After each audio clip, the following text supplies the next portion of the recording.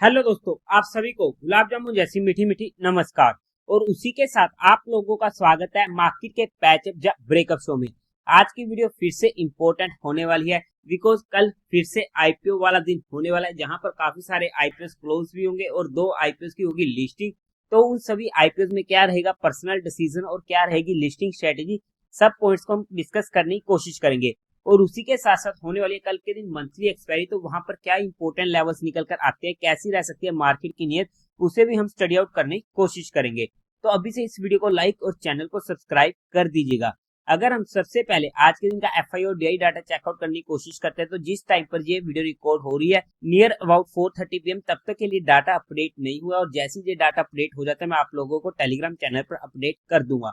By the way, अगर हम सबसे पहले आईपीओस की बात कर लेते हैं तो कल के दिन जो आईपीओस क्लोज होने वाले हैं, divine power, petrocarbon, the money fair and elite blender, मतलब कि चार आईपीओ कल के दिन क्लोज होने वाले हैं, जिसमें से 3 होने वाले हैं एसएमई और 1 होने वाला मेनलाइन आईपीओ। अगर मैं रैंकिंग की बात करूं तो वहां पर सबसे पहली रैंकिंग पर आएगा डिवाइन पावर आईपीओ, सेकंड पर आएगा the money fair and third पर आएगा पेट्रोकार्बन एंड फोर्थ पर आएगा एलाइट ब्लेंडर। आप बोलोगे कि पेट्रोकार्बन का जीएमपी मनी फेयर से ज्यादा होने वाला है। जी हाँ, बिकॉज ये जो रैंकिंग होने वाली है ये किसी भी तरीके से जीएमपी के बेस पर नहीं है, ये प्योरली और प्योरली कंपनी के हर फैक्टर को कंसीडर करके, मेरे रिस्क फैक्टर को कंसीडर करके आप लोगों के साथ स्टडी करी है।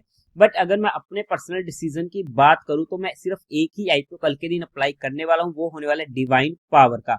और ऐसा डिसीजन क्यों है, क्योंकि यहाँ पर एचएनआई कैटेगरी में जब भी हम एसएमई आईपीओ को लगाते हैं तो वहां पर जितने मर्जी हम लोड लगा सकते हैं, क्योंकि वहां पर हमें प्रोपोर्शनेट बेसिस पर मिलता है। तो मेरे पास जितना भी पैसा कल के आईपीओ का जो भी फ्री हो जाएगा वो सारा का पैसा मैं डिवाइन पावर में एलोकेट कर दूंगा और बाकी रिमेनिंग आईपीओ में मैं पैसा नहीं लगाने वाला हूँ। रही बात मेनलाइन आईपीओ एलाइट ब्लेंडर की, तो वहां पर बीइंग एंड अग्रेसिव होकर अगर मुझे ये आईपीओ स्टडी करना हुआ, अगर अच्छी खासी सब्सक्रिप्शन मुझे देखने को मिल जाती है, तो भी मैं इसे सिर्फ और सिर्फ रिटेल कैटेगरी में स्टडी करने की कोशिश करूंगा based on the mind mindset की, जहां पर अगर लिस्टिंग लॉस होता है तो क्या मैं उसे लेने के लिए कैपेबल हूं।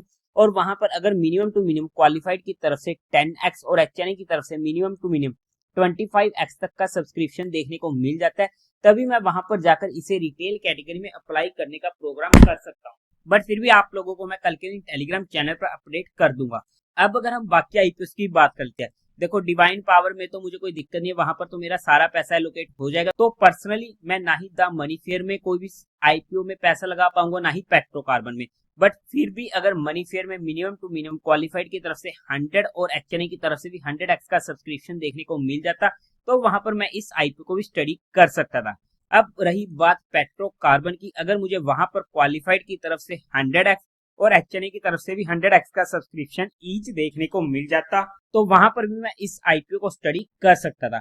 अब आप लोग अपने रिस्क फैक्टर और अपने फंड्स के अकॉर्डिंग ही कोई फाइनल एक्शन लीजिएगा और अपने फाइनेंशियल एडवाइजर से कंसल्ट करके कोई फाइनल डिसीजन बनाइएगा। और कौन कौन सा आईपीओ आप लोग अप्लाई करने वाले वो मुझे कमेंट सेक्शन में बता दीजिएगा। और अगर हम बात करते हैं बाकी आईपीओ की जिनकी होने वाली कल के दिन लिस्टिंग, तो वो होने वाले हैं ई न्यूट्रिका, एसएमई आईपीओ और विनी इमिग्रेशन। बाय द वे, जिन भी लोगों को ये दोनों आईपीओ अलॉट हुए हैं उन सभी को कांग्रेट्स। पर्सनली मुझे जहां पर कोई भी आईपीओ अलॉट नहीं हुआ है।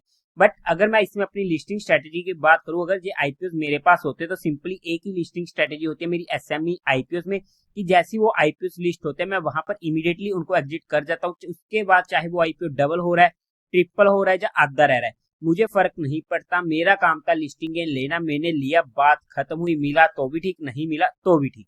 क्योंकि जनरली हमें एसएमई आईपीओ में सर्किट देखने को मिल जाता है, अपर सर्किट या लोअर सर्किट। क्या लगना कंफर्म है?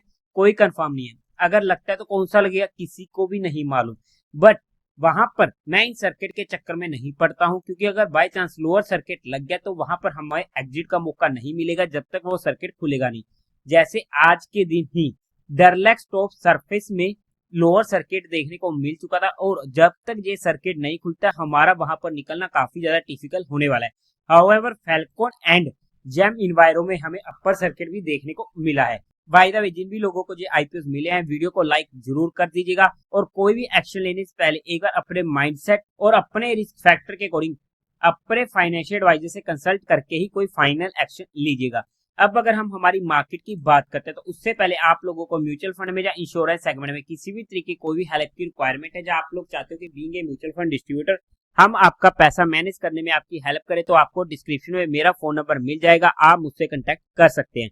अब अगर हम मार्केट की बात करते हैं तो हमारे लिए सिंपली एक ही लेवल था 23,665 का मार्केट खुलती है ऊपर की साइड, और वहां पर हमें हमारे लेवल के पास मौका मिलता है, और वहां से क्या ही प्यारी मूव मिली और सीधा खींच के ले गया था मार्केट ऊपर की साइड, और वहां पर हमें 200 पॉइंट के करीब की मूव मिल चुकी थी और हमारा काम हो चुका था।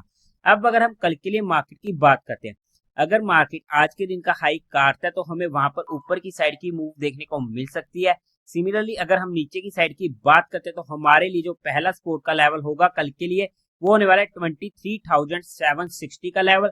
अगर मार्केट इस लेवल के आसपास देखने को मिलती है तो वहां पर एक बार के लिए ऊपर के लिए प्ले किया जा सकता है, लेकिन हमारा स्टॉप लॉस वहां से 20 पॉइंट से ज्यादा का किसी भी सिनेरियो में नहीं होना चाहिए, क्योंकि कल के दिन होने वाली है मंथली एक्सपायरी। और वहां पर अगर हम ऑप्शन चेन डाटा को देखते हैं तो नीचे की साइड भी हमें अच्छी खासी पुट सेलिंग और ऊपर की साइड भी हमें अच्छी खासी कॉल सेलिंग देखने को मिल रही है।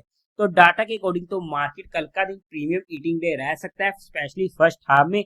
बट सेकंड हाफ में अगर किसी भी साइड की बड़ी मूव आती है तो वहां पर अगर कॉल सेलर या पुट सेलर ट्रैप होते हुए देखने को मिले तो मैं आप लोगों को अपडेट करने की कोशिश करूंगा, तभी हमें वहां पर हीरो जीरो का ट्रेड का भी अच्छा मौका मिल सकता है। बाय द वे एक बार के लिए 24,000 पर काफी ज्यादा कॉल सेलर बैठ और इमीडिएट डाटा बेसिस पर 24,000 का लेवल हमारे लिए रेजिस्टेंस का काम करेगा और साइकोलॉजिकल लेवल भी ये होने वाला है। बट अगर हमारी एंट्री कहीं पर भी होती है तो हमारा स्टॉप लॉस 30 पॉइंट से ज्यादा का किसी भी सिनेरियो में नहीं होना चाहिए।